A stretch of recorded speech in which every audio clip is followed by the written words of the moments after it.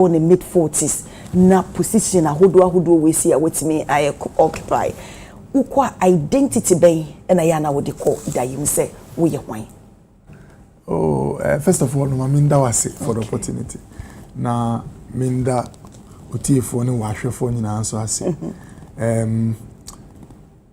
Bibia no say Bible say David time a wokoyo hene no odi ni niama odi won rem e call palace.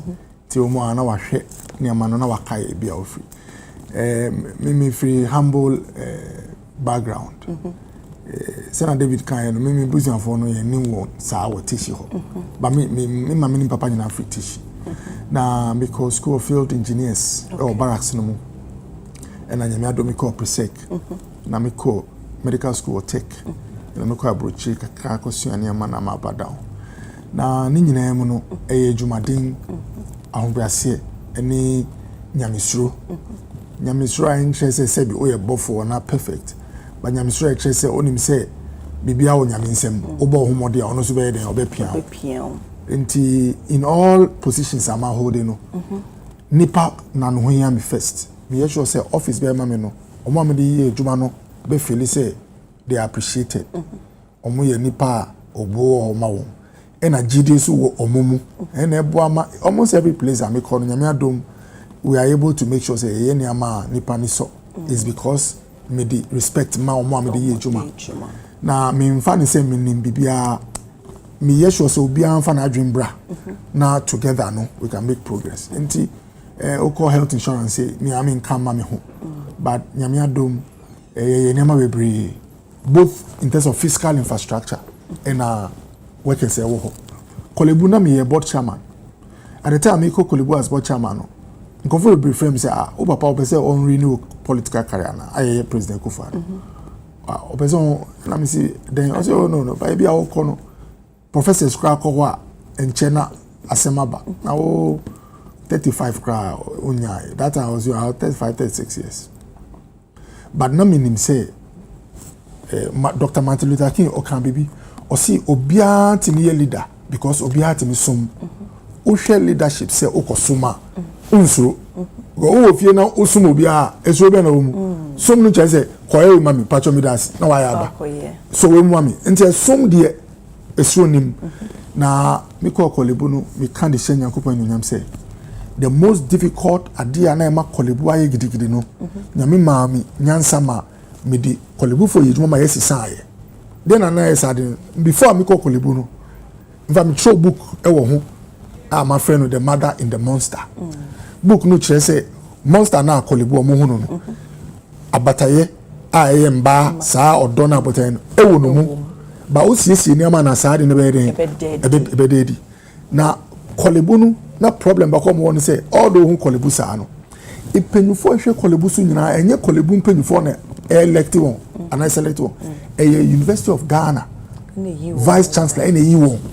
because Kolebu medical school no a close me wa hwe krata a govern Kolebu which is the act no a see board no in consultation with the university and I be select heads of the department so be one sided exactly now o ye penyi wo fie na mo hwe departments wo fie nyina obi fofo na ye mba o me that you enti before unti hawase ntimi hu before me call Kolebu no not sebi department head bi aye oga woni fie obuti me two department mo say what two me no mo nyedum asi you nyawe wow so me frame meeting na me catch one na say ade we ade a wo say yensisa o say doctor ade we start here 50 years and say wo from titi me say oh I know but ade we enfamra kwan so mo hwemra no kakra ebi mu nti ase ba ye ema ena ye kase obi a wo Kolebu a report to medical director or not to report it to you vice chancellor so there's a channel of communication exactly and once the structure is in order there is calm and they say in fact see you to me call it the 1 year na Kolebu ye juma and yes nipa ba ko fo ni ho ana bibia ye exactly enti because odi saa suban ko se ukosuma uti obia kasa na wa kireo na saa na medical Ministry of Health ministry Nyame adom na I was there as deputy minister 2020 2021 man retain me seat no and eba say okay doctor ka ojuwa ho kakra me ba back o me nyina say doctor kwa aba ya feel o de nipa tena yia de bia o hwe say wo be say eden aba enti adi ba ko bia president Kufuor ka chere me en na me de be o say doctor politics say ye pe say nipa enye yi enti de esi enra men ma how men kasa ho bebre de wo ye ni mene ene de eda ye ni enu na ehia na hwe kwan a men bo nipa wa betwem no men titi no bebre ba hwe de wo so betima ye den ayafa so we are here to make sure say Ghana for ebedi and the same people no de e wo mo kakra but my re mfi say ya ye no anyuna ewie no de nti a ye wo ha say obi a wo hwe from ebia sebio say wia say hospital no MPP na anye ni you and this na ono so die o de ya ni say e na na ochena no ade chi a omonti nye den enkoho obi ana nko no so tenefie a say bi do bedi edin no ya ye ma no se na wie no ontimi nko report on duty no ono so kofia na busuafo no ngi say oh yes this sika hwe ho no mfaso aye den abaso amaye these are some of the things we have to okay we are on national service under President Kufuor sape no na unim se version bi wo eye Dr.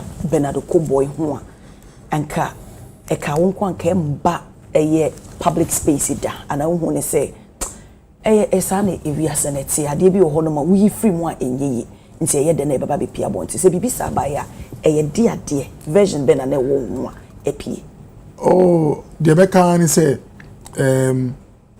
we see okosusun ade a obeye position for many great things okay nema ne bia esi ye no man down dream say besi but oh to say bia yaka say national health insurance kosum okay yaka say oh in fact me starting me be a medical school somewhere 2008-9 me started me home share man yosem no nan de nan me dream say oh e bia 10-15 years bi ansa na me so parliament me ko nan so me de me nwa mo share si wo lejoku teshi ba mo say doctor awon keka we de share bi da o yenti me 10 years sisi akogina so the me kan say unya anbrase suade na odi nipa tene yi a nipa na be boa ma wa den wako enim so me hu ni say niam aba me we no eye me ma hu din ana me nyanse bi but the me metimi account paper say me obi a me pa desua me do kasa yi nyame adom just 2024 and me we me PhD oh enti media no nyame adom doctor no mienu doctor enti doctor med oh okay doctor PhD ansa na beba na the AS ni say wow time me ba we PhD no somewhere 2022-2023 na me ye law nso enti na na mana ye bebre enti me catch a law for no say omon train enti me defer enti we obesan hoto aso na me call program na me share papa bi o say doctor ade na umba school na me so school ben o say me kai na o chairman de wo law school na me mbomode na me koyi ndi ye ka say masako classroom wow enti de me ka enti na me ka say me obi a me pese de bia no me ntena obi ase no nkyere me ade na o kyena e bia saa de wa kyere no ehun be de be ba mfaso time 2019 me prepare for 2020 election na me ye MBA e wa Accra Business School e wo mo na makasa ade we mi nkoso ana because obre wo mu na me say o de ewie MBA no e kan e boae ansa na me call national health insurance because a big national organization we hear managerial experience enti na me sua for MBA no na me nim se be hia me kwan so enti nyame adom no me kan se de bia onye opportunity a suade doctor no kra no papa bi o lego wa frame say PhD ni fufu o ha me hwe se metumi enu abe hye mu ti be se me ntwen na me lo na me ko hwe se hospital na metumi I see obia no yase no e wo se unsuade okay na ahombrase e na e ma osuade cause ugo suade pe se wa gya tum se ye wo bia onim de no e wo fo enti that attitude no e boa na ye nyina suade a e be ma oman no yakoyenim wo kase sie ya na wo kase 2019 na wo ye wo MBA you know health insurance or about wakwemo no ye she 2020 we lose elections no that time na wo ye who are bemo and our holding, position. We because it's about resource, visibility, institutional, accessor, wo e ban say and the leje kuku ulusi. On 2016, now there was a wind of change. Ghana nyina so musisemu. Now so ba leje kuku nkwa sebi eba presidential o man sisemu John Mahama na win here His Excellency. President Mahama nya 45,000 and President Nana Akufo-Addo nya 43. Enti anka obi a etu ma John Mahama ekoto ma NDC candidate na ka me wini.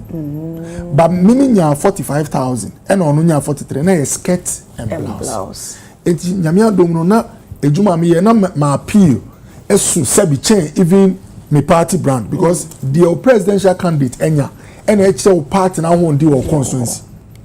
Enti anka sebi o woteshi ho no anka me popularity to say President Akufo-Addo anka o say me so me nya 43 na onya aye no ba onu nya 43 no me nya 45 and I be call parliament. Now minim say me constituency presidential mu two ma NDC ntino na minim say a constituency a ejuma kese edam so because sometimes you cry a wind of change. Just say you call another election na wind of change one hwa na o ma sa akọ omoda de no nti e kauna na me obi so bia wo teshia na me the only MP me the bicycle and etwi wo constituency na ye monitor me ride bicycle sometimes from 8 in the morning ekofi 8 in the evening 12 hours what the bicycle then am obi so bia wo teshia o shop na ma park ni amati saying in fact me yes ama me nam sumu kra obi timi e dey twemo mo si doctor na ye kono. Wow. We conform me say car there o twema wan hwa a chance na o break bicycle there o twi break pe na o gina ho enti sebi there o say nipa nye bia me de omo ye den eye but adeba me kan say me plane o me nemu Ghana ha ye were places aba ye to no sebi bebre na nye de wo ye na o de to aba sir oh say obvious okay. Constituency no one of it na. There were many people in my constituency sebi omo hwe party a owo na omo di to aba. Oh. Okay, then my enya strongholds. Exactly. Yes. Exactly. But dog, e be so who say politicians mo be pay to me na. And you mo dey da form bremo ho ase about the moment to me be come on na afi mo jasa gap no between mo ne mo constituents. Who say Dr. Koboy me MP no. Na me nin say sa kasa no ho e na me no ade ba kwa me chin say obi be ka say o me hwe wa e bia onye de o present no obesisa na sebi nipa na kasa be mu me obi a me penipa asem na me pese for the first time teaching for who say sa ade na ye ka no enye obi a no tisa enti me the only MP a obeba park so na ma ba mayi mi ni ama me kita me sure me de omo bobo enye se me hwe me de omo bo obi kura se bitimi twa na wato form na waka kuse me de omo ye bibia ye di nipa ye na nso se na me ka no ebi wo ho a okoto aba na ma miensa na me ka number 1 obi wo ho a ohwe wejuma okay obi so sebi obeka se NDC no wo enti onim se obomodi na nso sebi obi kura timi ka je doctor me sere wo media ha na me wo anka meto ma na nso me wo ha ena number 3 NDC fachebi omo ye party a by election omo papapa say na ye kwa ye fa so asebi e be dada nipa omo ye very good omo NDC betima ko fa asema to so a eni wiase na nso election mu enu no bi ade yejuma me say me ko 2020 kasa bebre techi for ni say okoboy na nsi man ye mo ndi afahye ye kato so na no waka bibisa na to me be na me wa me kasa me President Akufo-Addo ye announcement to kaya as part of COVID issues, say festivals in Amanyina, ye enjoy because a yare se dom sia na etime de etire. And I mean so me hono festival no e dom thousands a omo chi omo dwane koba. And na se be ye call election and it's for the two you say master okoboy no si mamundi afashe. E ma ebi mu kra ko di afashe no e ko abontin ma police for the omo ko ye gidigidi. Ye di e route nse me nkofo no so ebi mu sebi omu nye easy sa obezo control mo omu di police for face so omu ko fancy o share by yes in so share car no ko won e driving the car same to me so bebre ba what is a is it pe jemo no oh party ni so invite to a womba say naming ceremony ni and the womba nipa anye de oso nya obepa bibi as excuse na obi a me ball o park so obi a me di bicycle achi no kojemo no me su che no ana se invite me a me na aba enti na ye kasa na ye kompo anu ma ye interview ebi mo so na onu kwa na wako school on call obi so mbra enu na obi enti me jitum so mo ye me nkrofo enti me no me hu ni se nyankopon di me ko school na wo hu se na nipa se bi e den eti na ejuma we uye no nkwanyina politics and retirement enti ye chew ade a ye di ntema e ma wo hwe wo hu so ye e wo na se na 2020 election President Kufado nya 50,000 votes and President Mama nya 59,000 in 2020 e wo lejo President Mama di 9,000 and entry na namu the HN say 2020 ana fellow Ghanaians Kufado e free SHS how popular no ye di 9,000 and edi ni kan chese Okoboy me as popular as Kufado nkwa anka vote anka say me nya 50,000 cause na nya na nso me nya 54,200 votes Emma me opponent no winning MP no onya 55,300 difference or the beating me was less than 2,000 into me nya 4,000 plus votes more than Akufo-Addo just like the first election now so still na ye dimani dentia e chese e ho edi enyi obia no call 2020 election onya vote more than Nana in fact the entire party no impenyifo no bi hia ya omka se obi o lose ni seat ye manu minister position is say me you see bebre party no wini ye Nana wini ya IHS party na won dey was so na so we hwe parliament na ya den ye lose enu sa no kohwe mu a eye ntokwani watin wakame enti party ni ka say e ba ni say na ye wini seats bebre amoma seat na ko uko central there were about 5 of such seats ayenso ano eastern region na Akufo-Addo there about 11 or 12,000 e na wini obehwe parliament na seat no ko enti ma party ni ka say dey bi se sa suban na e ko so dia wo bia o lose seat no tinefie all the win power na mo fansu ade sa de no ko kan ye bi mu a sebi ye ho no nye se ye ko dai ye jumadin enti na lejukuku no mi one na so me one because constituency 2016 we asin nyina say esise mu mo de ndis no mtu man che se one hwe your message den akom dedem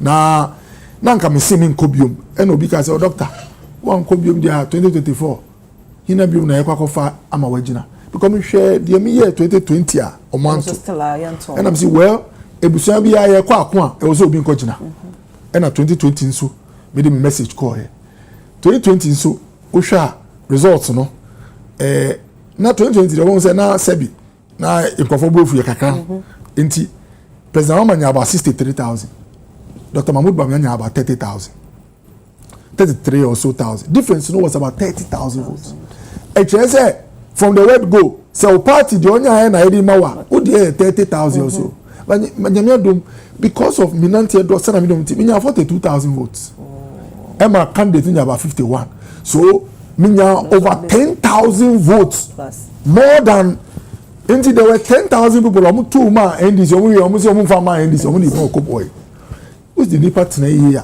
ebi mutimi hu say bebre wo omu ni se Okoboy na betima ejuma na nso media ndis na me wo ena me do ka say me ka say nyame adom masom makotri elections you asi usua dia odi ko ani me ka say me coverage ngofo bebre frame Doctor Wambadi ya obi ani ho ye nhwe ni nyina ya adusua enti constituency e ho na me free so I wish them well okay ebi a meko no nyame mami opportunity bi a me de bi we be fie e na ye ka say u collect my hospital chair obi tie no frewa nyame adomi wo health insurance na wo say nsi national office for claims ebi a hospital strength of one go jiska na ya hwe asase saa ye nya bi won kan me use me position say na me de ahimfoniti edomu tenase en negotiate ye ema district health office bi owo esi asase kese so no minkite wonu with Ghana service mitimi bidiom kasa ma ye bubu dan dada no ama ye rezi adan a about 5-story ultra modern office e dey abateshi e so mo mu ye ejuma close to 200 workers so bi aso ye abateshi e dey ejuma economy ya mo to ade car Then say na me be fie because who dey be fie den eye. Enti me dey bia me kono nyame ma me opportunity a me re mfifie. Nanso yentena faako emfanye akokora. Mitina kumasi kanka wa na mi be na abakaka. Yeah, sure me person me hu among areas ukoye ejuma na se uko hede ye no. Why deputy minister, why Kolibu board chair, NHI boss, what be health minister. Sa ahenina the one here for pana obeka say amawo an in-depth for a bano a health sector na here for pana amawo this year. Oh, I think to a large extent no make say health insurance. Say me say Nyankopon share almost every place I me call you know. Manya so much time to really do some of the things I wanted to do. So here, me a deputy minister, now 6 months to election. 2020, and I am me deputy minister. Somewhere April or May. Inti more or less, I'm not COVID fighting. I'm not why a buying na nyama nyamia dom enkoye. Young election and I see one we need sit inti. Kwajiwa home. Health insurance because somewhere 2022 or so. Maybe 1 year, I think 4 months. No one I see national security. I mean, information say confidence. No one say health. No, there was some name call. And within 1 year, 4 months, no, you see call health. Me call health now about June, July. Now 6 months to election. So the only place I mean the opportunity to start to train, build people, systems and things. Health insurance. Now, Adibakwa me can't. Edition and Yankopon say Miko health insurance no. I brought transparency to organization na sena ni niama. And ankofo bebre nim me use diplomacy to make sure say insurance na problem kase ba ko say no mo sika no finance minister still bebre say omo ji scanner sena scanner so nti na I say okita obi sika fanadi man na I say twen kakra no mo release. But what I did was that and a lot of people didn't know. Me share some of your donor partners, like World Bank, some from the IMF, and a few people are now finance ministry, you know, 8 year long because someone know this sky there every year.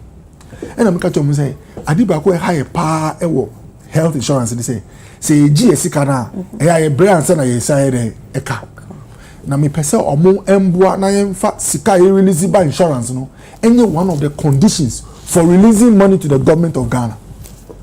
Or they're quiet because who can report to finance minister say no my first come mamia one wow who do government and a two finance minister bufuwa obe bre papa me akando emi bra ye bon komo the only advice I mean I can is akando the blade is sure say atu what best friend me our brasienti me the finance minister nama every morning met me akoro ni car na didi woni fi uti governance asia. The finance minister must be your best friend if you are in government. But we finance minister Emma or mine. So when you're the best friend, you're there to work. It is a release sika Emma sector be made juma ekoswa. Must that person be your chocho muncho come serve you before and sana? I say you favor, but I don't mind also. What can I say? Only experience. Until you have BBI experience. And number 2. With all your qualification, BBI will say nipa.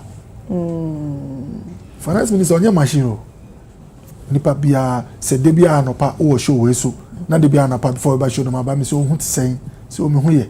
Okay, maybe say was na me call. Ni me ye o debia hu ti say da wo be hia nkofo mienu mini obi. E ka che say hina na ye say hu say nipa no kra na ye. Wo ye ni 21 so ba ka say doctor. Many of them, yes, one air cocoa, no,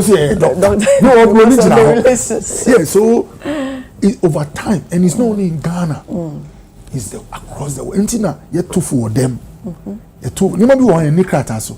So the point I'm making is that me say me to me as auntie, but now I say okay, one and I finance minister or she or moi, say be mukasa ordinance. So me friend reps of World Bank ninyama, no mukra no mu ye IMF yeah. Yes, and I'm saying, what do I want? And I'm saying, all I want is that make our release a condition to releasing money to the government of Ghana. Wow. And he say, you catch a Ghana or Washington say, you release scammer. There are some areas you sure say what is sika alcohol. Now say and reach some threshold that you release subsequent money amount. Yes, I don't know. My office not finance far from oh he me say wa beji sa beji no Emma you release first no cap no just say sky agent yet me ye be about 50% cross free me free or not ye just about 20 or 30%. Now if you release 70-80% my nyame do me free okra tia so am na ye kasa no insurance health omo se kan nyira enti sa dina ndcd ye we say oh ye bre no sika no ye nyira akọ ma boa ma condition di about Ministry of Finance. Yo mfani nyina ankwa wadi bi beden ebeka. Inti these are so do you think say now you free IMF no a bit me affect me pay bonus say and continue. The thing na me say and continue minya politics aye no. You see ahondin first, pomudin first. Sika no odi kwa ye de be ye apomudin ene no sika nyina ye ba nti na ya tima bie mahama case only say mahama case 20% of insurance sika no na eso mu nti anka e bia ye releasing nyina anka ontimi ye mahama case nti se aban cost discussion health mo a ya na ye benya ehunfa so nti na ya nkofo adwe yo mu say health no just apomudin pe health ye employment also mahama case sisi nkofo ye juma wonyina bebre anka yan start omuni ejuma last na no ye ko sia president nkofo ebri health insurance no no me the management call me see mi papa unim say anka one year health insurance anka me unemployed ohwe bi say see maka say juma health insurance has close to 4,000 workers but there are people so almost so you know mosai which become mosai which is NPP almost waka say Mahama cares because it is a Ghana Medical Trust Fund, aka Mahama case. A dear that's on site example Obama case. The moment any panel be free a bemono. Now literally Sebia from the other side and a beba. I didn't see that remember to you know be legacy something car. Instead see a Mahama case and come for infuse with a NHI even though I don't know care for a chronic you know diseases so governments have the liberty to choose names for programs. We can't say President Kufa like MPP wo hono.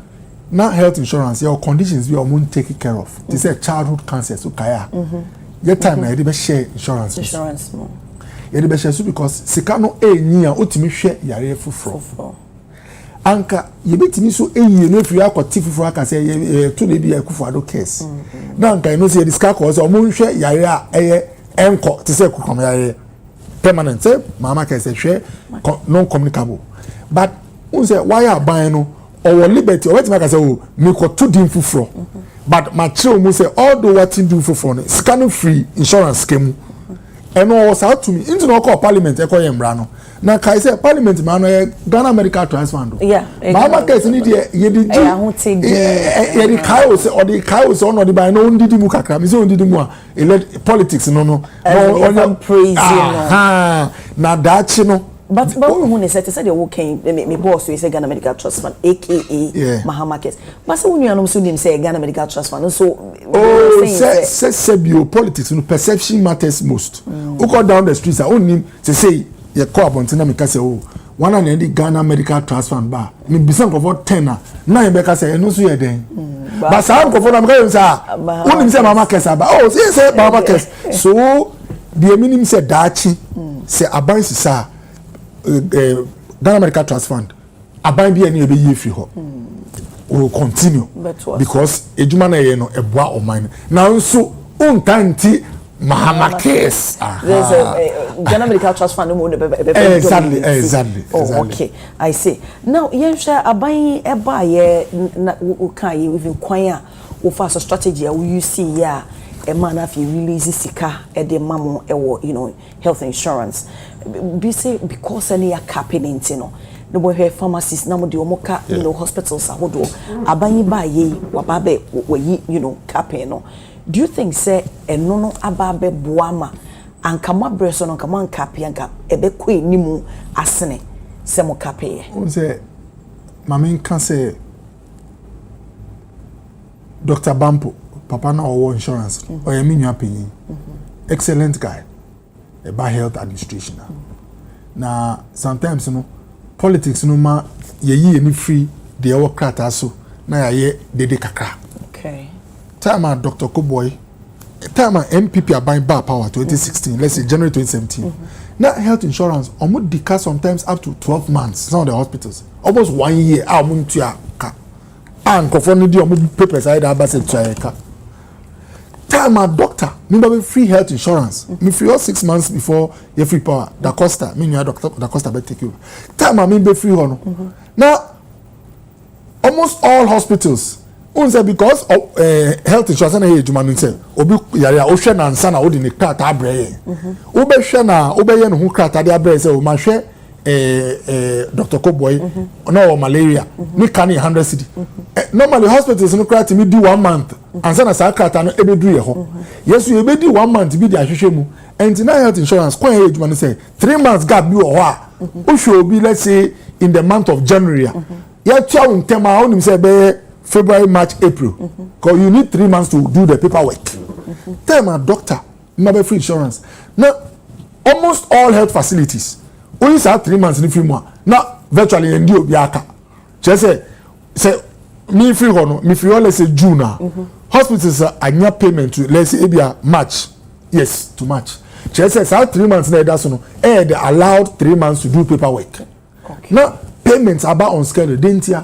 Na is because me catch outside na me ko ye no na fe de sika no mitina wa na sure enti da costa so ba ye no da costa na ono na offer hospital say na o krata no mfa mba because sika wo ho enti with all less politics here dey your fair insurance and now opa free some of the private health omomoye hospital ni say o time MPP wo answer na NDC buy na insurance hospitals to say in fact time I mean no ye chase ama onim for the first time hospitals in a press conference onim di omoka omo say a private health insurance for na di omoka na enye national health insurance na private for no nsua ye suban we were paying on schedule. It was the most important thing for me enti amamo say na person ko for kan no o so onuanu mu na wa ye dem what aso okay we pledge say you know health insurance no enya de some be compete with a private you know health insurance but uba o my Ghana monso a ban private you know health insurance now is below you know 3%. It's a bra wo be NHI boss ubuaye ema you know private health insurance no e penetrate and I say even though you can't say and compete but at the end of the day you know say me many call me die mu ma eyi wo monso de no eto nchen ana. You said they all say from your health insurance na your regulator. Yes, so na your regulated private insurance space. Omo no odi omo bon koma. Me na me one of the CEOs and me buy omo ka say wow. Doctor obi ani wa o kasa say me catch omo say party am me free mo no. You believe in say nipa ejuma betre. Nipa ejuma tre na otimi eji more people jobs. That's in private sector. And I'm not one of the CEOs I mean who almost say competitors. Me they should see me as a facilitator and obi ambese me pion mo ejuma no cause we say ye nyina kita different mentality obi wa oba insurance why regulator na say ono no bet me say we ejuma no why mistake me punish you be report me suspend you license na me kita say to me no until you can choose to behave like policeman or true be say me na me kita me and now you can choose to be like obi obeka police obeka just say I'm there for you as a citizen to reach higher heights. And I do go to my frame. So the same position can serve as an obstacle. Or you can use it as a facilitating tool. So maybe one insurance what me for me to say as we speak, no man is na ham. Kwambena, munche me de in fact yes. Okay, so the metima can say me resolving a lot of the challenges they had. One of the biggest challenges insurance for one say almost say hospitals clinics be the yomu dealer and then clinic be cut cesarean section why am obi omo private for omo met you let's say 5,000 2 months time over cesarean section omo nya bill 10,000 the amount I charge omo was not regulated the more mojuma adding okay emma me do omo transfer say you be regularize the prices in yama all I will say is that to increase private insurance space, we need a lot of education. The internet make us Ghana for baby or insurance indeed. And private insurance no Oko no catch and say, oh, we private insurance for maybe 1,000 be more every month. Or buy a show.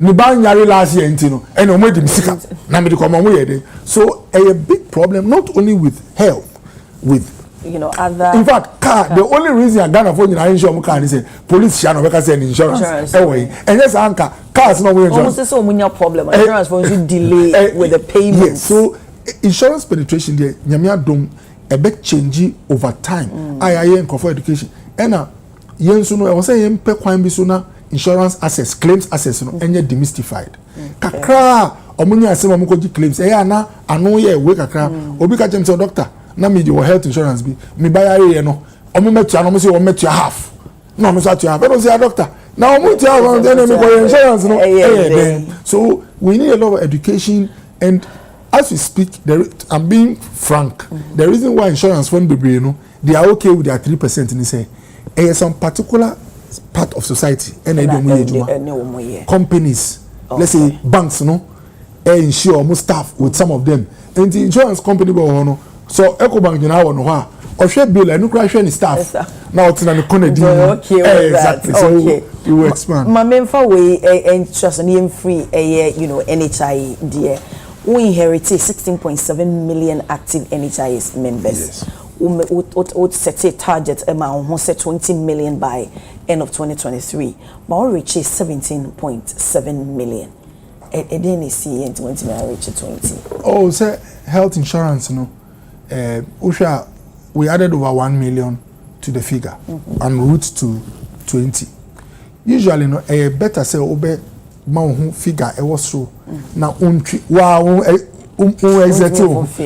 exactly so anka metimi aka say we pay 18 million no because we 18 kra no we are almost there 70.7 all I want to say is that to add 1 million to your number within a year or a year and a half commendable me pa ebony say as we speak my brother Dr. Bampo and the others should also push so that we'll get to 20 million Ghana here 30 million people me because be a health advocate meaning say obia insurance boa Ghana for be o dey tell your own hospital say insurance plan na ebo nya di no eno kra onye now today as we speak health insurance sika otua if you are not a SNIT contributor and do 30 cedis it's about 25 cedis say be fache bi o me can say head porter kai obetimi afford 25 Ghana enti o share obi no ni on Ghana health insurance so enye sika na problem no ignorance and poor health seeking behavior just say deeper no I don't care enfano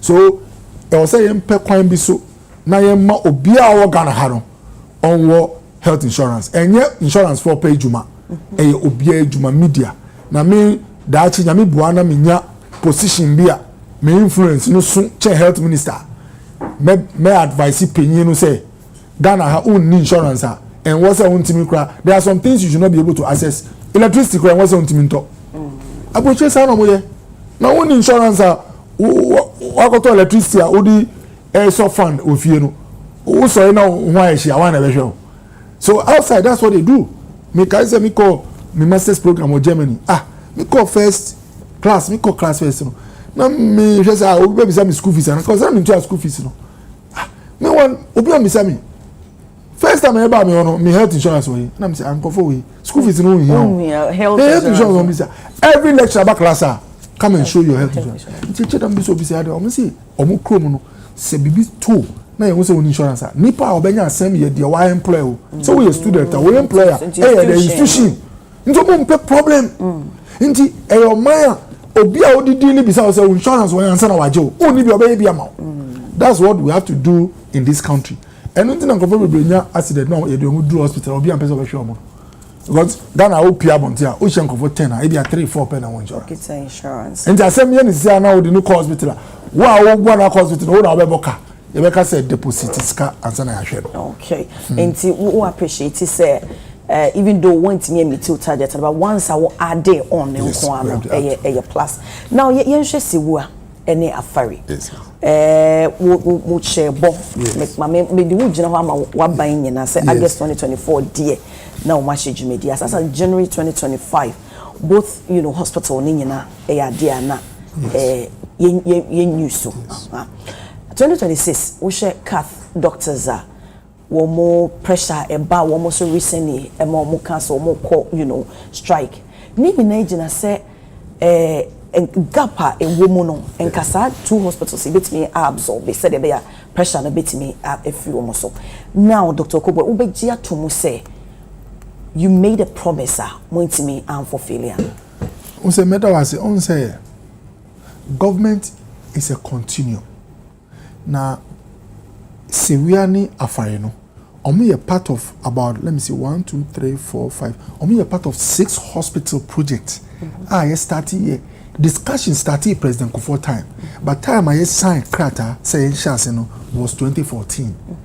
From 2009 idea no buy no some Egyptian company omo dey papa President Kufuor time say my chest okay places I am for hospital in Konyama nyina time I ba be paperwork ye go so no and I ye free aban 2009 Emma 2010 11 12 nyina ye ehun Konabra Emma 2014 a project in start here but you only the entire check akrasa no na ye project are worth $339 million and yes kakitua eyankofo ni enya botere and share details no o man bia wo committee almost $400 million into a project obi we ni wo hwe krata no ye co finance yakaba enti started 2014 ye ka say nkofo be hwe me o nim say project we started during sebi NDC President John Romani Mama 1 now nkoko account tepa account chief praso account konongo dumase account seria account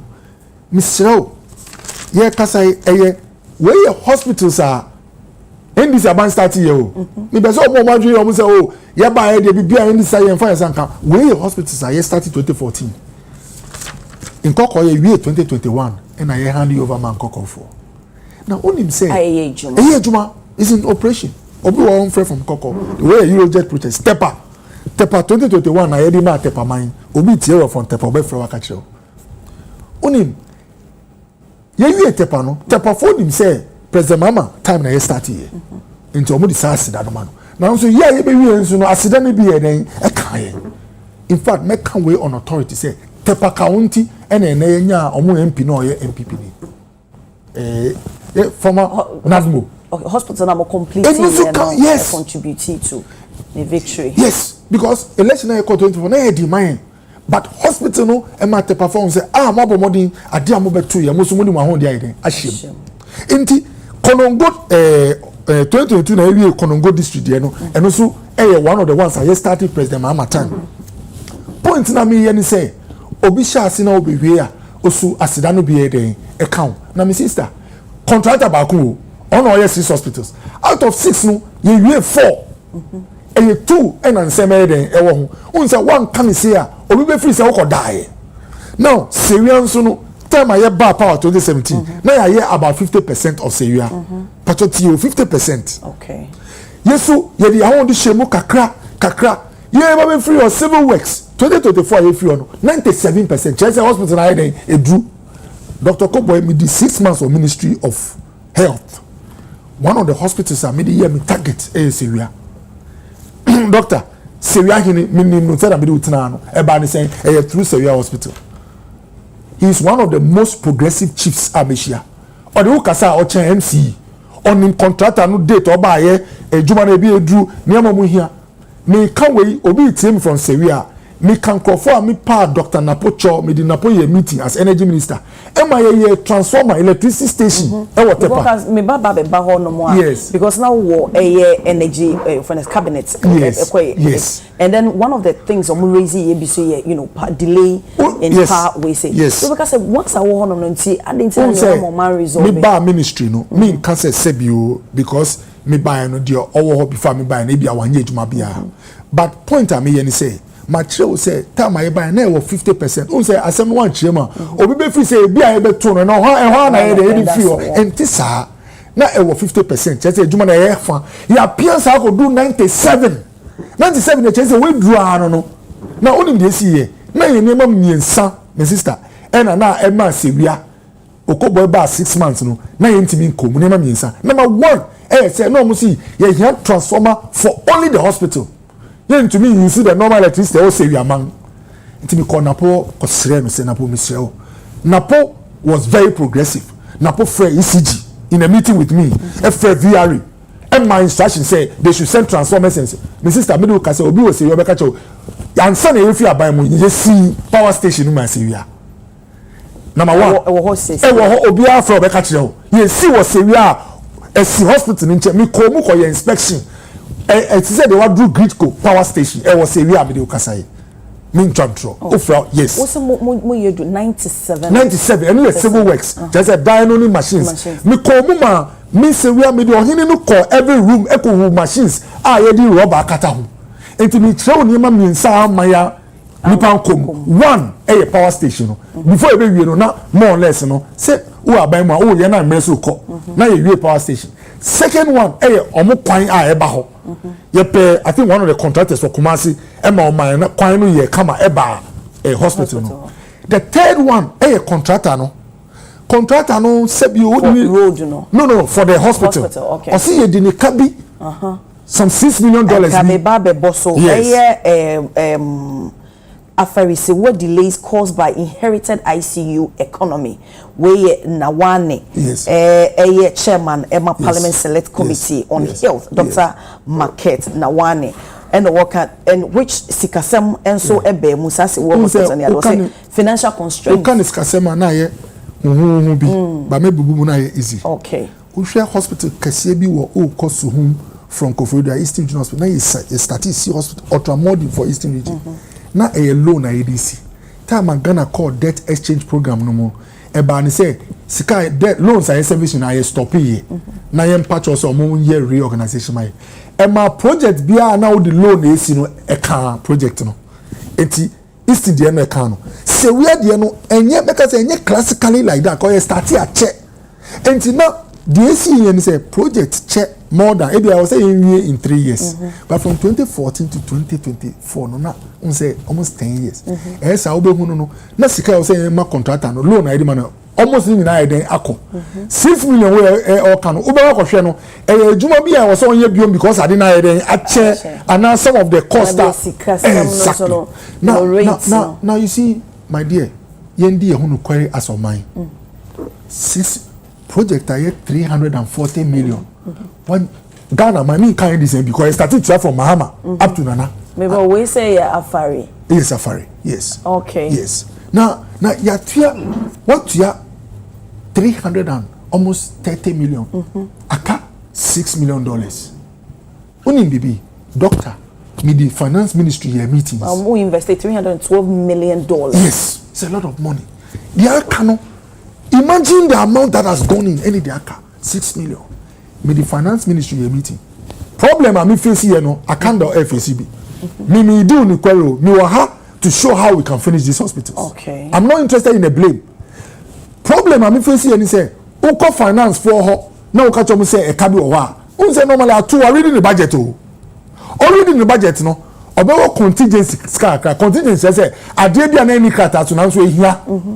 Enti sabi 6 million we Eurojet loan na yedi tuano no misi time na yedi atwam into be no scanning na papers no scanning na yedi ama but so man no benya hospital no faso a ye hian 6 million bia e wo say ye nyam free ya yedi emu na finance minister bia say enya ade a me kire o secret no enya ade a president afre say misre o we enyi ni krata so a waka say odi shem na so 6 million ma contractor no na onyiwe na yenkoma so one nya sa back na we a health minister nipa be ye usa that's what is happening to Akando unto oni sa back no you need a coalition I'm telling you okay so you have been there before yes so you see me kind of backing but maybe I'll use the term that kind of support or help. Help is the word.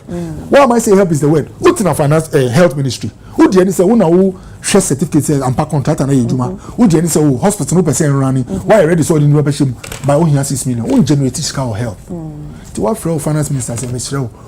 Mitiatu asie sikano you need line be aya chere no sewia because you just can you started disbursing from President Mama. You see a disburser just a loan na. Who you juma na wakoji? Who you juma? By now you are GI den enwi. But still because of time na apa ho no. Who say you to start a fear be say fear we 100,000 is. You be see 2 years. So 4-5 years now we ya. Ejuma bi o say enko echi na ye ni niama. And 6 million by but ya vet ya say 6 million no say be correct. Enti the Ebema Sas can hear to say, this is one president has said you for Chemi. Or ye, Obiaya convincing you about their agency and they need to go out of his way. I'm saying out because you don't have that expenditure. But Rebecca said, go into contingency, take out money and do it. If a I met the Eurojet contractor. Maybe inform me, me share 3, 4, 5 times. Say me try to say me kakra. Papa call us doctor. Me won near my report. And now me look say contractor no see afare ni sewia no me machines report o see doctor me woni ma report o am miss car eyi kra be edin ebi kra demurrage account. All I'm saying is that Ghana, me and my position is that we have what it takes to find 6 million, bring the whole thing to a close and move it. Me a power station no in my effort to push. In fact me the sewia ni ko ho e my kasem me the amini kasa ono so na pressure ono so enti enne yenya president Akando. This is how we can solve Syria problem. Akando must be in a meeting with finance minister, with President Mama and Attorney General. Then to make Attorney General.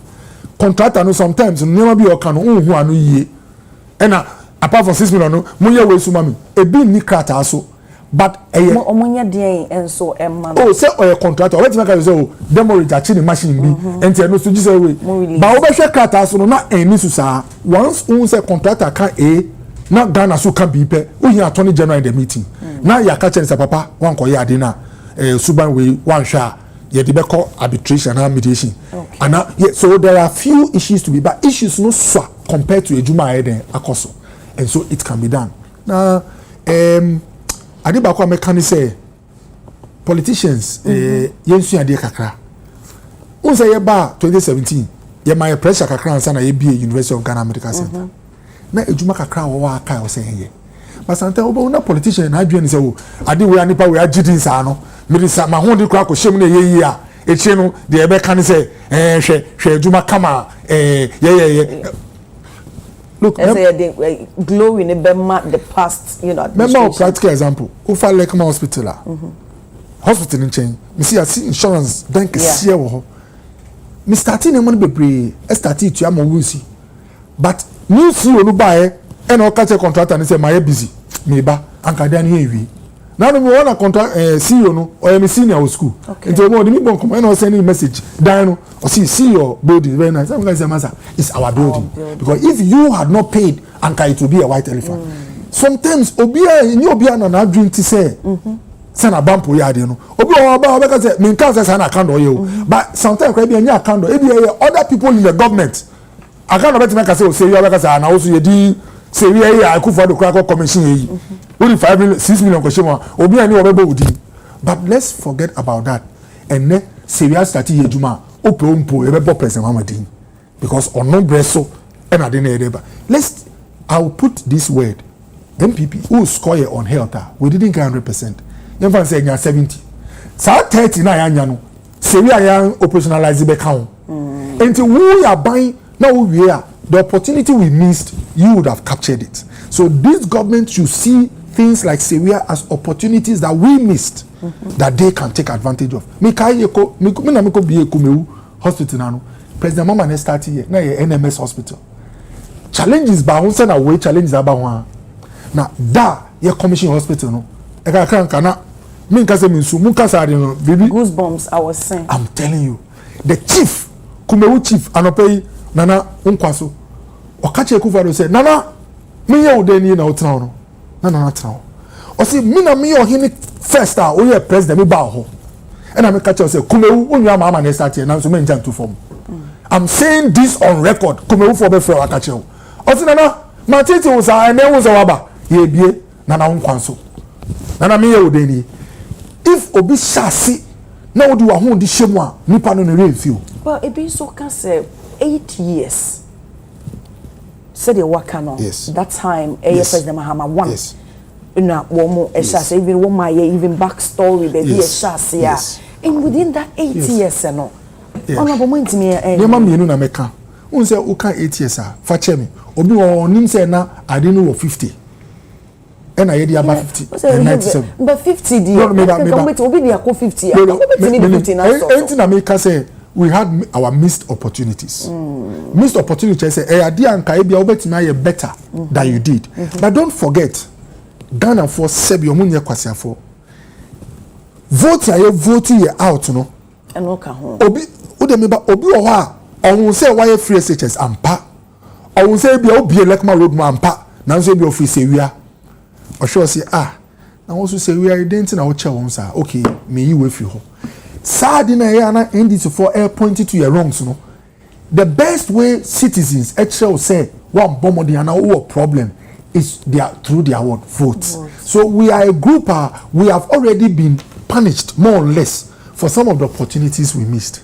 Na me Ghana fonti na me kasa no me obi anka me di anka de ekoso me di ayedi me kasa oni de ntia suban wei de ekoso wo trade ekoso wo wabieja ekoso wo sewia na fan no anka nye Ghana fo anka me di in 3-4 years there are many people if suban will continue omo two ma ban we beka say suban unua no dan di I am pen osusana nti back and forth on Mboa Ghana. Senate President Kofo told me for no, we want to make progress.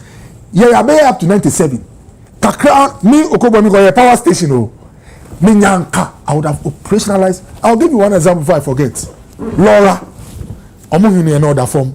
Nyanko Pofani crazy. No, I'm Papa Paku, I'm Penasempa. Me buy an see health insurance office. Oh, Laura, 4-5 years in year. Then small one. And I'm a free contractor. No, sana me a contractor bra, procurement bra. Finance bra, what's the problem? I will say, Doctor, Papa, we are changing scanning now. But we DB contractor, no into me. This contractor and power. See, Doctor, problems nearby. Me and I was saying, press scanning for you because papers today are charming now. Let me see what's the problem. See, Doctor, cash flow. I can't. Or see, I think 100,000. Me count on record. Me, na me call press scanning from friends. Say, me farmer also you are the bearing or be mommy. And look, I can't assume up to any. But I wanted out of a pocket and I said, "Oh, minor." No, phone. Oh, minor 20k. So while private, yes, mobilizing, because that's the way I work. A Jumano 95 akosu contractor super into I don't know where I can. Me na me man is ka. Emma Laura me dio hini nuko biye. Me si kana consume. Now so me do Laura pena me niaji. Sometimes you must be personally involved in pushing a project, and there are occasions when you need help. Me see you need help. When money must come for finance, others must help you.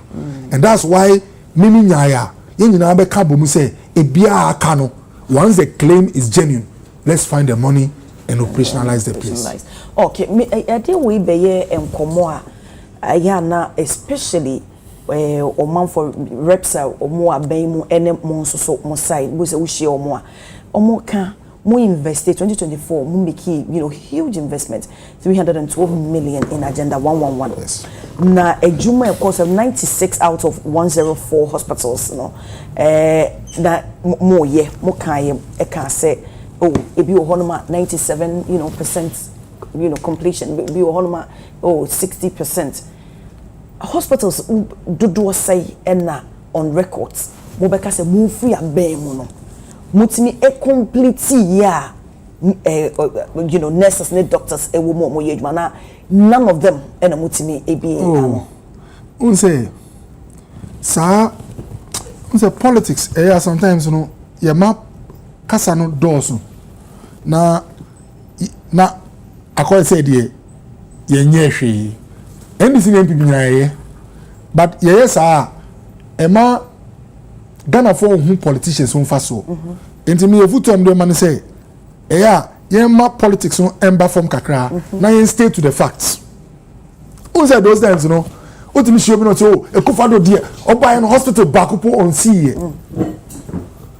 ye kan say atra na so komo na na ma bebre na iden esi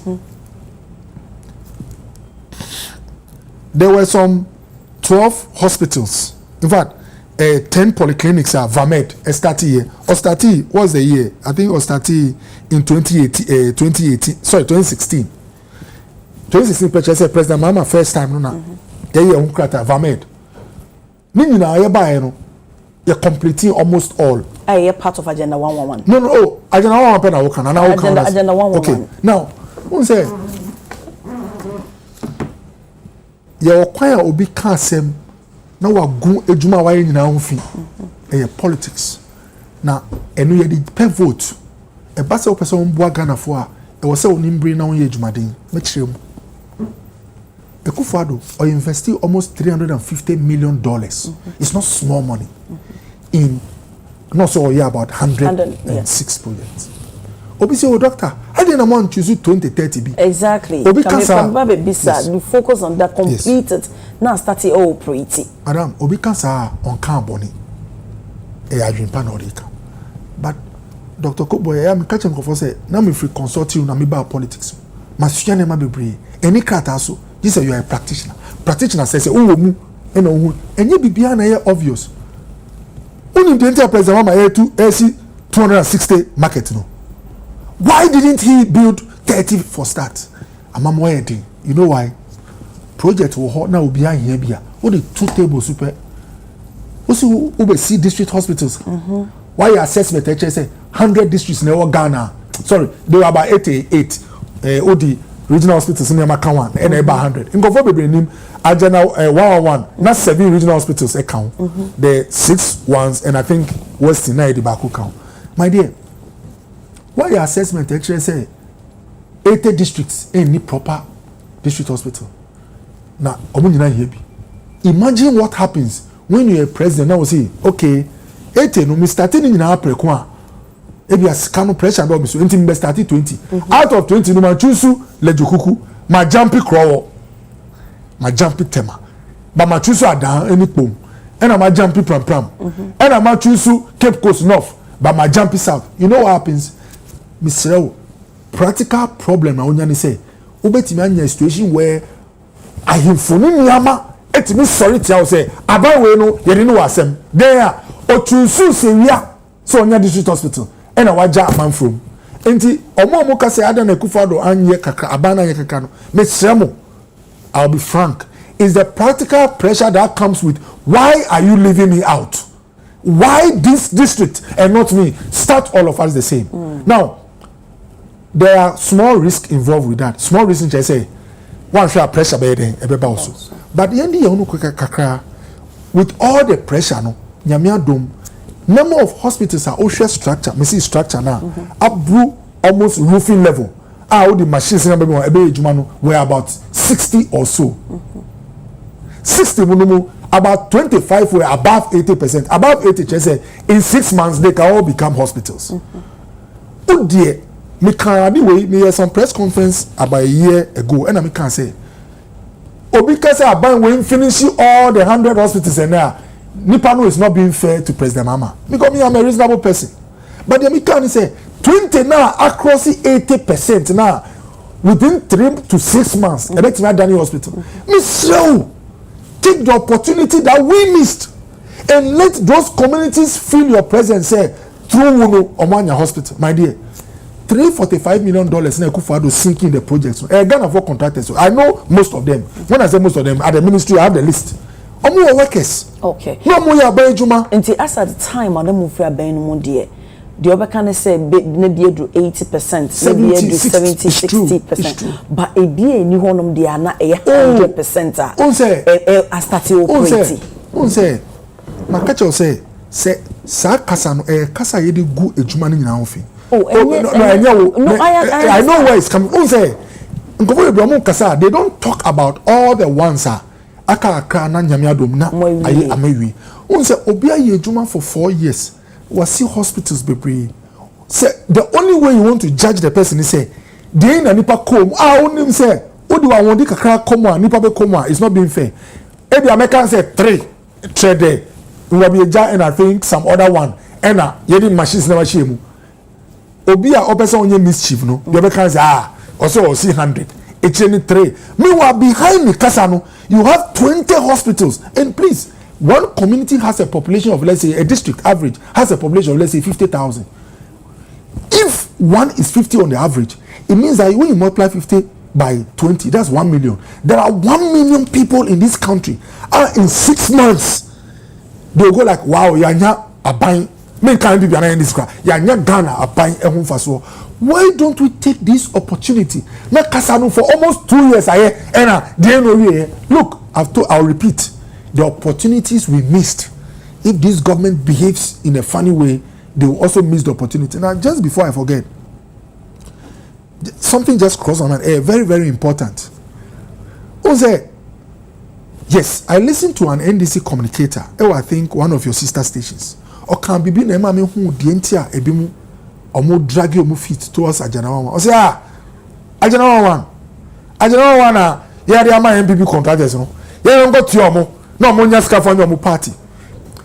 This is the thinking, I will not say President Mama, but maybe by some of the NDC guys at the table, politics, new experience, some decisions are taken on by one person. It's at the table, discussions also. So I dream and say, where before it means that deep down, all these facilities will go to waste. My dear, when him say, Ajanawa one, Koka Jina, Yan Tiaswa, when him say, Intimin Kochi, contractor be said in quote. Contractor, where you Juma, I do 70% see coffee, no be coffee. But many will, it means that close to $350 million has been sunk into a project. Not project, it will go to waste. It's not the way to go. Mimi, me pa aban wecho. Mo muntie the hardliners. Politics are hardliner. Hardliner will be because a woman said, forget. This was on air. I don't FM. What's here? Project and these MPP contractors. That's the thing. My prayer is that if that's the thinking, the reasonable ones should change the mindset. Now, majority of the funding for Ajanawa one, not every petroleum sky enya.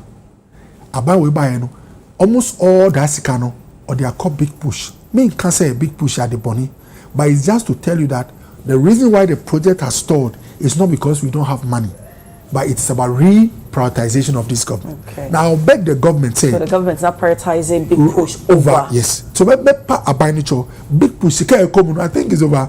I think last year they spent. I stand to be corrected about 20 billion. So they hope to spend about 30 or so billion a year. Even just 30% of that money, some 3 billion. Each hospital, those that went above 70%, needs about 50 million Ghana cedis to finish. 50 to 100 million. Okay, ma'am, we have a medical, doctor, Maminji opinion on a crisis, a course, so 61 patients in 37-bed ward. Yes. A opinion, Emma, instructions, kakra, health minister, Adekye Nsroma. See, that was the best practice in patient safety worldwide. Minister and so is of the view to say this is the directive, from the president. Inti and say obia ebuso. In a way, the two no obia can't the nokre and the SSA the two is it too. We medical practitioner. Bibi say esia a dear dinner wusu say and kaisa say one CEO na fe two. Minister no so the president directive said my hospital be and 10 year patients no any bonny. But oko other places are say president my directive sir and now your a station and hospitals be brave over corner instead of for 10 say capacity for 10 now 20 30 40 president me can say me movie obi apeche say there must be a planner sikaka cry there account yedi ebia wakansa no na wakasa ukokolebu a omo emergency need take 60 but the $1 million be na Ghana cedi bi mo na 2-3 blocks be o no yem bie na yem fan ka de o no over 37 na omo take 40 yedi bibi. There must always be some plan to make sure say directive na no it is easy to implement. Okay, now my sister remember one practical example oko G e won na me training here na omo emergency need take 30 na nko 400 na wo ha. We a doctor na o show bi wo ha o gina wo nan so because on your bed wa bu mu na wo hwe no e wo form na oma wo switch na wo see ya obi so wo wechi. How long would you be in such a thing? And the question make be say wo our my sister ni say 40 a na ma he na eduru afi de nyame kura nim say eh uma directive say don't send away. What will happen is that patients be feeling for emergency akọ duru bantama epono na no nti mesre ye emotional about some of our problems. There are deep challenges that we the politicians or minor must come on board and help. Okay. CEO no administratively me brother account say oh yeah my directive and I was in the open no umbeka me challenging on that but nipa de odi ni delay me normally me hwe botaya odi den odi ade ebia akuma pemu no person unji nkwa bi but because ni kasa di president de clash ye no che say odi panyinya say ma una wafun but maybe we could have found a way to handle the situation. I mean, me because of maybe I'm a background, no, which other way? If I'm a fair work or them catch as a massa, the why you know, what bu president in Tiao, president say more be on 10 year way. Also, what be cancer 10 year way. Yeah, Janice, now I said the president can cast no anything.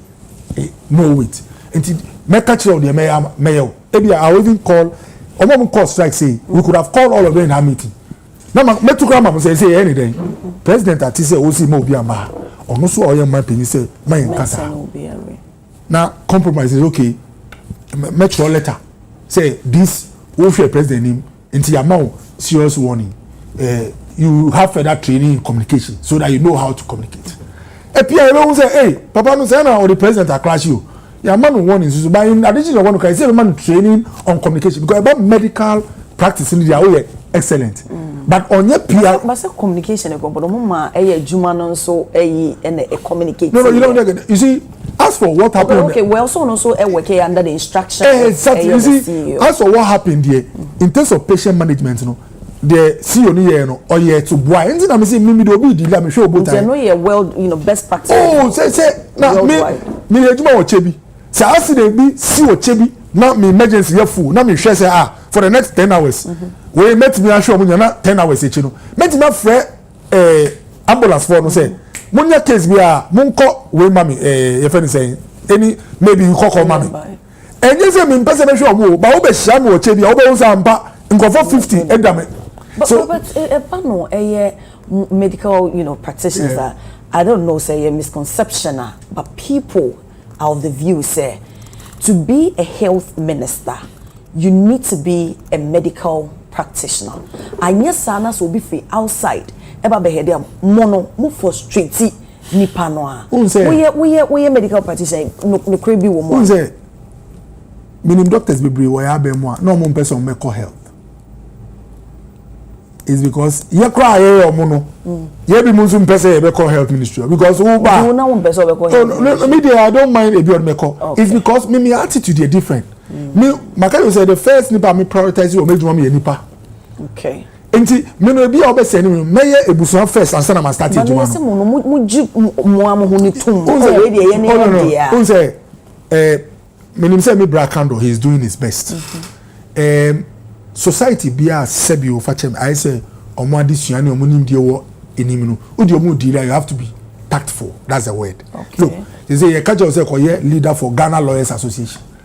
Nkofo omo asua mra omo so omo dwuma argument no omo ye yesi be omo leader and we say the first thing him say bibia obe no omo be bo nkomo because on first decision we bet na 20 rates obi wa challenge you cross up so on say on fit say so the un say sebi me call kolebu no entin obi frame say doctor o papa person on destroy car I had about 3 different calls. But do you think say e ba no GMA any health minister na gap e wo montem? Oh, for now no I can say the relationship can be improved. That's how I put it. Un say gap at the home. No, un say me communication we dinchen CEO no confirmation. Me I do PR. Gap at the home man. Of course I did you so glaring now. Un say because say workers what can send you e wa and can be free nipa no academic even the people on strike and all that. So say sometimes your action can be right. The Akando is a political appointee. He is carrying out the instructions of his boss, the president, which is what you must do. But the question now is that how do you go about the right action, which is to show the subordinate say you have wronged the president, but at the same time not incur the wrath of all this. I'll give you a short example. Kolebu, time na me person me adjust system na me say share. Omo mo pra word scrum do mo ye meeting. Kreta bi eni we che say wodi omo mo pra word be meeting. But na me nim say gidigidi be start aye de omo na ye den. Start. Onim say mo won na nkofo do fam say doctor. We are say before we are wodi omo di no. Omo be ka che say hwe de wo ye omo no omo nye gidigidi. E na ka che omo so omo kwa ansa na asem no ya chi omo mu da. So yes, my dear, any power juma. NTCCA se me can say literally we will hand it over Edema Honorable Akando because now we occupy same position. Idea na we say en koyi kra e mana afa I mean how wo ye nema ye poorly managed and idea henso na obeka say e ho ye ne strength into 1 year ne ho na baby e poor no so or improve. No, I think eba implementing or more manifesto like this Mahama Cares, free primary health care, were very active in making sure say they will put some of their promises into action. And no yeah, Emma good favor before the president and before your people, as in your party followers. The supervision also of all the agencies, you know, in terms of how for the control or let's say your presence must be felt. I think he's done well also when it comes to feeling his presence. Because obi how the new ejuma na who say una sebi or ye the ope. I think the only place that there's room for improvement is the perception of Sanodi Ninkite with health workers. It can be improved. There are ways we can do it. So I've had some discussions with him. Yes. I mean, look, now this is on the side. Minya pickups be, and I'm afraid Ghana America Nurses Association Perpetua. I'm not a leader. Unzo mo start your money man easy. Near minister no deputy no. We say no ma adjuma menu T50 de bia. Ti one na me friend say Perpetua bra. Mo association no. Say mo be here pick up on. Na me wa fresh pick up ma o. Me ye ma we. So there are informal ways to try and relate. Deal with them. I see. Mami Kaya DB Mami Nkoti Awa Muhammad backing his chairmanship bid on Awa Meka say, and I quote, "This is the first time a former cabinet minister is contesting for regional chairmanship in Greater Accra. We lost over 500,000 votes. Now we are down for 5 seats. So we need new energy." Dr. Okoboye, now any MP bill now, why Greater Accra regional, chairman? My contested 3 parliamentary elections in Accra. I was a candidate in 2016, 2020, 2024. My who said na sebi niama ya eboa ya my win seat because my win bida. And my who niama ya Emma ya boy who modern even if we didn't win like 2020. And my who ya Emma ya from cra. Me wojide say we asi ebi audi akro kakra o say onko wini. Me pese niama amasua ewo form eba elections no. Me from Bra region na 34 is ekita 4 or 5. That's about 5. Obi say 4.5 because bagu de anka cry. So omo buy no my omudie. I also want to bring the amasua no. Na me family nyamo ewo Accra constituency executives, coordinators, party for any ejuma na sebio ebi ya won dia form akodu na yemma ye ho so embraso. Na say Ghana politics no. Se we party no one bomodi wa Accra this over power. So Accra has become like the route to power. Enti obi to cry from say doctor I don't want to pose me or suro na me say oh yeah they will start from fie. Me free region ha. Ti me pese me nwa mo ye dagati fo, me nwa mo ye srimfo, omo ye se bi evers aigufo nkranfo fantifo me inform nyina Accra na be frafra obi awa ha. Pese me inform nyina anya adwumaden na ye no nyam no ensa embasro. And into na missing me back regional elections. I see. Inti say Nyamea Domna 2028. When you saw the huni, say mubeba bemo, say amba, ujina be ewo hefa. I don't know what she would say a bar. Say Uka says I'm bar, no mama kuma a tree back. There's a position in the chair. o say the woman say Bible say a dabakun it say 1,000 years before God. And 1,000 years is like this. Sakasano is to tell you say nipa no abotre here. Okay. Minyanka ne ya power. But nyame nim say 2028 whichever time o. E will say yen mendi me hu no kwai. Min sum party we ni ma hondi.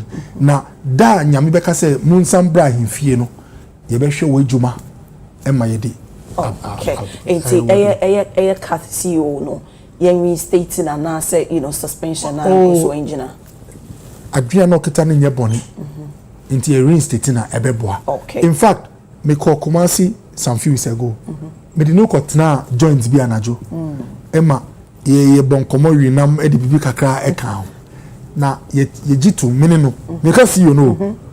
Say you we ka say ndis me buy. Na so e me ni papa. Oh, okay. Inti me ka cheni say adikye ye nkodi fufu. E na onu che me joint bi ago say ono Kumasi. Ah, Mr. T friend 12 on 1 on from Saturday anajo no.